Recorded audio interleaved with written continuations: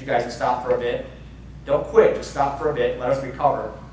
And then we can do a postmortem and figure it out. You don't get to call the bad guys and go, hold on a second. All right, payroll is completely screwed up right now. We're completely dead. Please stop. Because who are you going to call? Ghostbusters. Ah, you guys are killing me. Old movies, come on.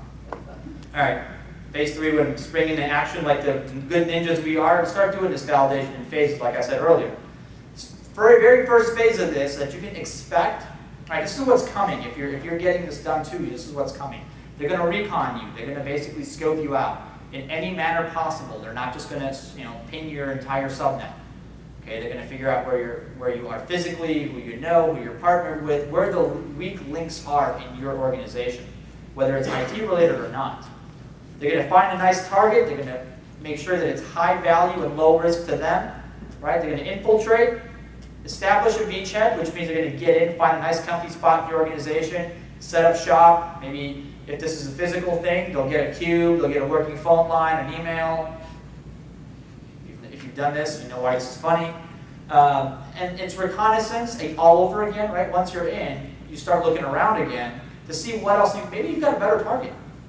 Maybe that database you thought was the holy grail of breaking into this company, you're like, yeah, that's kind of cool because it's got names and addresses, but that one, that's got secret things in there that nobody's supposed to see. That's what you really want, right? That's where all the plans are for that fighter jet. Yes.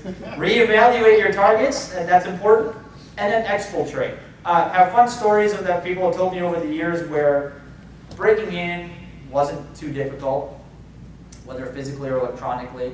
Breaking in wasn't too hard. Jason, how hard is it to break into a company? Yeah.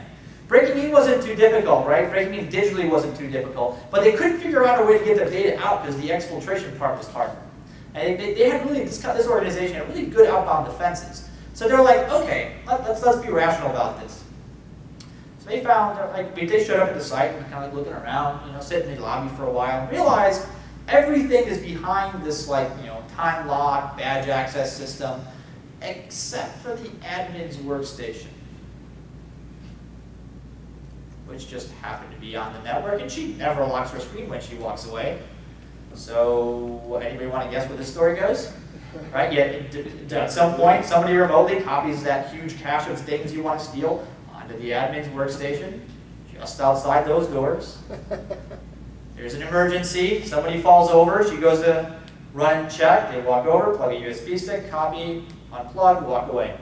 Ta-da! Exfiltration completed. Right? Poor planning. And then you get to take everything, right? That's the idea. Whether you're taking everything or just the strategic things, win all the things, hack all the servers, you want to make sure you leave no trace. The idea is not to be caught. I'll make another reference here, I'm warning you. It's how not to be seen. Monty Python fans? You guys are killing me. Who's not a Monty Python fan? I told you earlier. We just like to see him squirm up there, that's all. That is the best word. Jason's not holding his hand up. I couldn't respond to all of them, I just like to see him squirm. There is only one push up podium up there. No one expected the Spanish. Nobody expected this, but thank you very much for that. Somebody had to do it. All right, so here's the one part about all these exercises and all this stuff that's in big, bold letters with an asterisk next to it, so you take a big notice. This is like the secret, to doing really good exercises like this. It's keeping notes.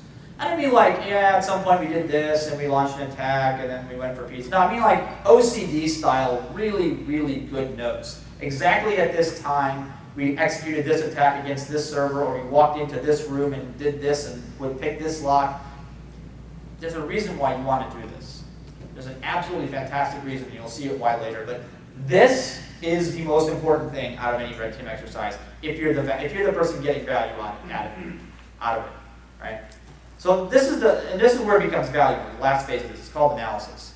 And a lot of us have heard me say this, but the prediction is stuff's going to break. Now, this is different, again, from things getting hacked. Yeah, you're going to get hacked, that's not even a question. But things are going to break. You have brittle systems, you have interconnectedness that you never thought of, that nobody ever told you about, because it was like 6, the staff refreshes ago. And things are going to break The big question, one of the major questions you're going to want to answer is what broke and specifically why. This is what we call system resiliency failures, right? That one brittle system that the whole company is depending on because you have a major client, you created that thing that if you sneeze next to it, it goes down, and then your major client calls and threatens to pull their business from you. That's going to break. And if you haven't planned on that's going to break, what do we do next? You're going to be in a whole lot of trouble. This is where we do things like root cause analyses. Who's done one of those before? Those are a lot of fun, right? Lots and lots of whiteboard space. Lots and lots of time with coffee trying to figure out, look, this thing broke at 6 p.m., but they said they didn't do anything until a day before that. Why did that make sense? Are those even connected? Here's another secret to this. What do you guys think that if you're doing incident response and postmortems like this, the number one thing that I think is very, very important? See, your allotments, time. Note time. Clock synchronization. Yeah. Having synchronized clocks. And this is like if you've ever seen the movies where they all synchronize watches. It looks cool, right? But you want to do that with whoever's going to attack you. Because when they say at 6:15 p.m., it's 6:15 p.m., not 6:17 on your clock, because those won't match up. Make sure you're on the same time zones as well, just experience. It's funny later, but it's not funny while you're doing it. And if you're trying to coordinate 40 servers with a log files and every one of them is off by like a minute or so, forget about it. It's just not going to happen, right? You can't trace packets like that. I mean, you can, but I hope you've got a lot of time on your hands, in which case it's going to be ineffective anyway. So, did the attack succeed? Totally wrong question, right? We know it did, and we know it will. So, the questions become, how successful was it? I know it's a little scary because attacks rarely fail. If you want to know how rarely, talk to Chris Nickerson. He'll tell you, never. Ever. That's really scary. But you can look at this as, okay, we can just give up because they're always going to get in and always going to take our stuff, so what? Or you can look at the 3 key measures here. There are 3 things that I think is where we've been driving to this entire time. This is where I think information security really makes an impact on the organization. Remember what we said, resilience is about what? Bouncing back to the original. Getting back to business, right? Getting back to that original shape you were in. So here's your 3 key measures. Time, that's the first one. How long did it take for them to get in and do what they were chartered to do? 15 minutes? Probably bad. 3 days? Better. A month? I'd say you're pretty good, right? Nobody makes it to 3 days. Nobody rarely to make it past the first couple hours. Who here has a safe in their house? Fireproof safe. When you look at that safe, if you probably looked at it, but if you haven't recently, it's not just fireproof, right? It's fire resistant to a specific temperature for a specific period of time. We'll call that the burn time. Right? Your house can burn for a specific period of time before your valuables inside it become liquid, along with the safe. Right? Information security, these types of tests provide us with the knowledge of how long our burn time is. And I've got a newsflash. If you're still thinking about we're doing security, you're doing it wrong. What we're trying to do with how much money we spend, how much resources and manpower we have in information security, we're not trying to secure the company, we're trying to increase the burn time. Does this make sense? Right? If I spend $1 million, it'll give me an extra 15 minutes. If I spend another $1 million beyond that, I may get 1.5 minutes more. But if I spend 10, I might get 5, right? You get to a point. At first, it's easy. The first $1,000, sometimes free, right? Tons of open source stuff out there. That first pop is simple. Then getting it up the curve further and further gets more increasingly difficult, which means that one of the things we get good at is going, all right, if my house is on fire for 3 hours, that means either the end of the world has come and the Mayan gods have descended, or the fire department is just not showing up, right? And am I willing to pay $3 million for a safe that keeps my valuables safe for 3 hours in my home? You know, it's cheaper to go to a bank, to a vault, right? Decisions we make in business.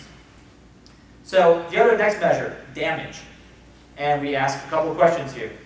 How extensive was the hack? from the hacking perspective and infiltration and stealing of data, but also how bad was it from the breakage perspective.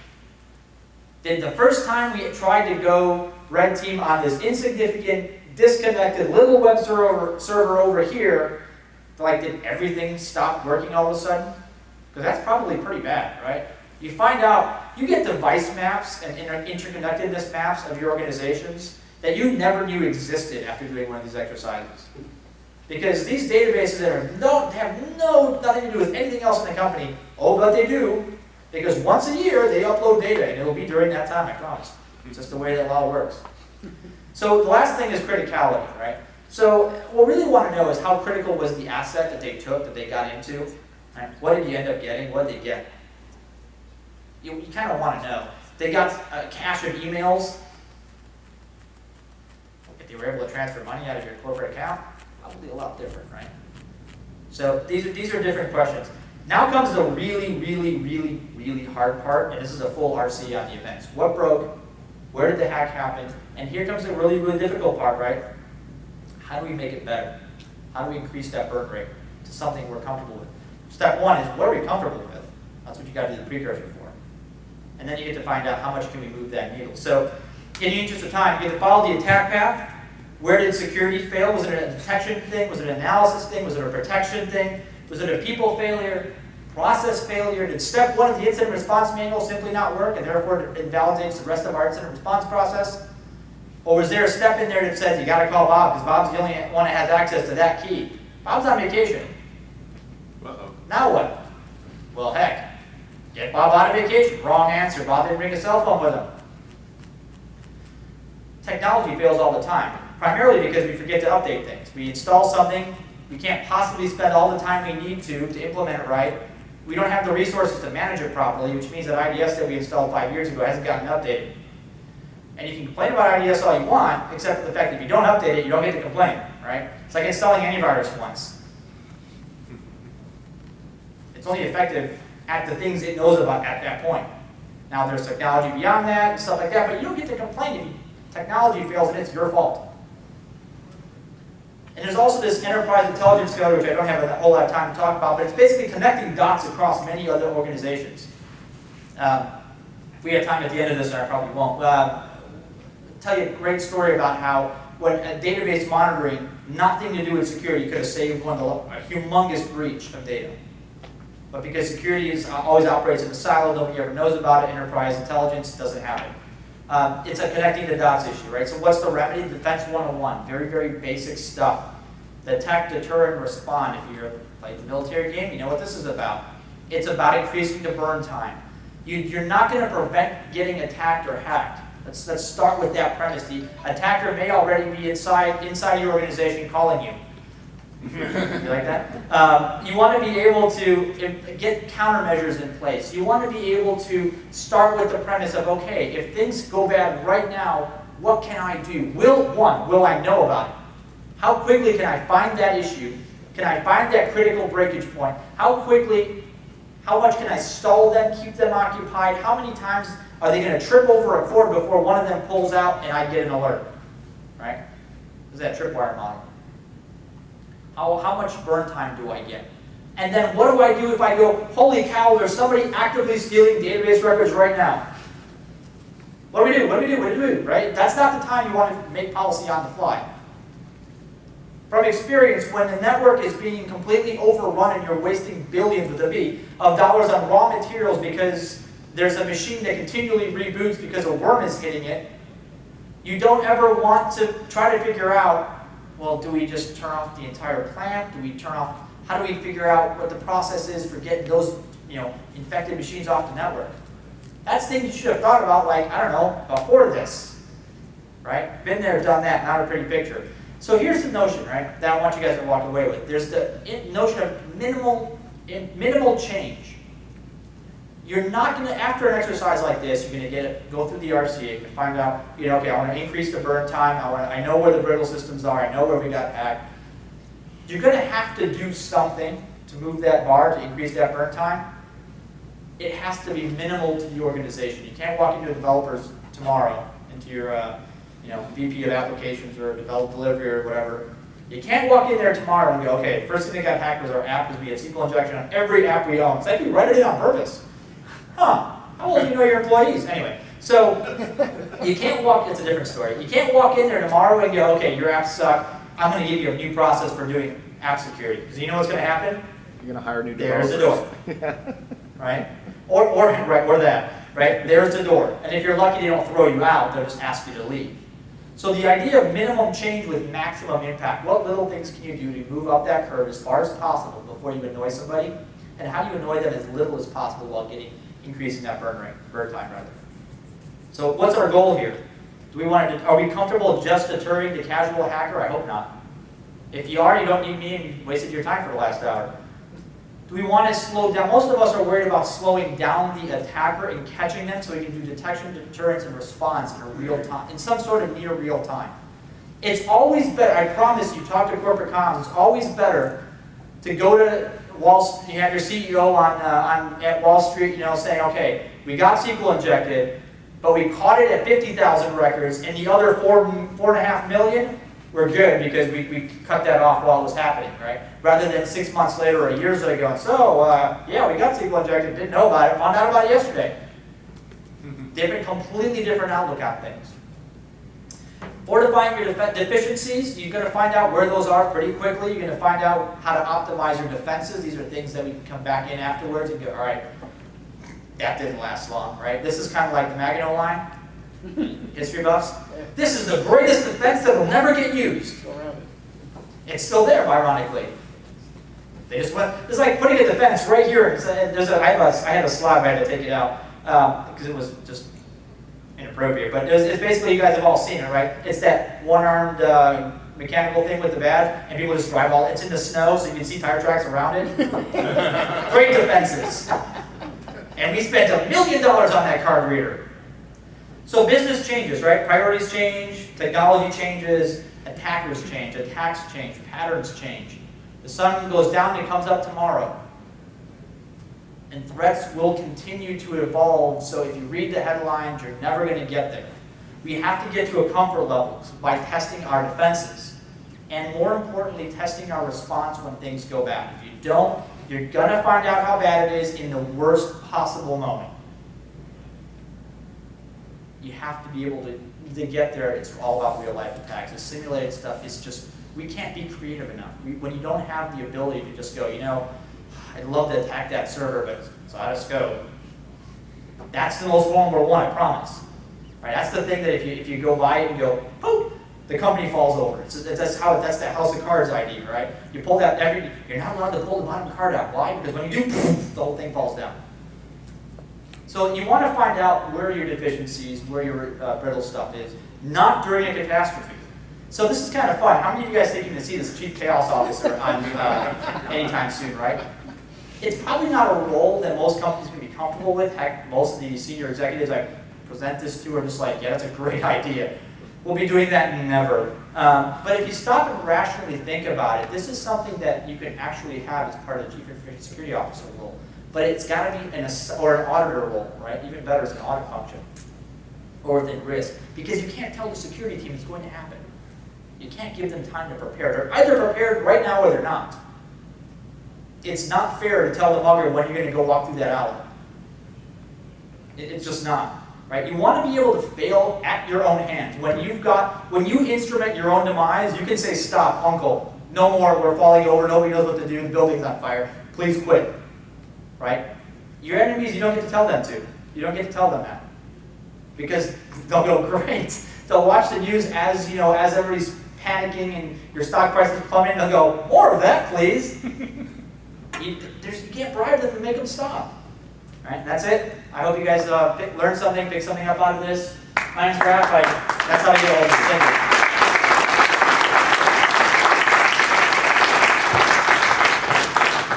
you. We are actually right at time, so unfortunately. It's almost like as if I planned this. Almost. And this is a part of a much broader, like a full one-day type of workshop. If anybody's interested in it, let me know. It's a lot of fun to find out how bad things are. Just prepare for how bad things are, that's all I'm saying. Frankie. Anybody learn anything besides Monty Python quotes? Thanks. Is there anything more worthwhile learning? Okay. CCC. I like it. I like it. Thank you for not completely falling asleep.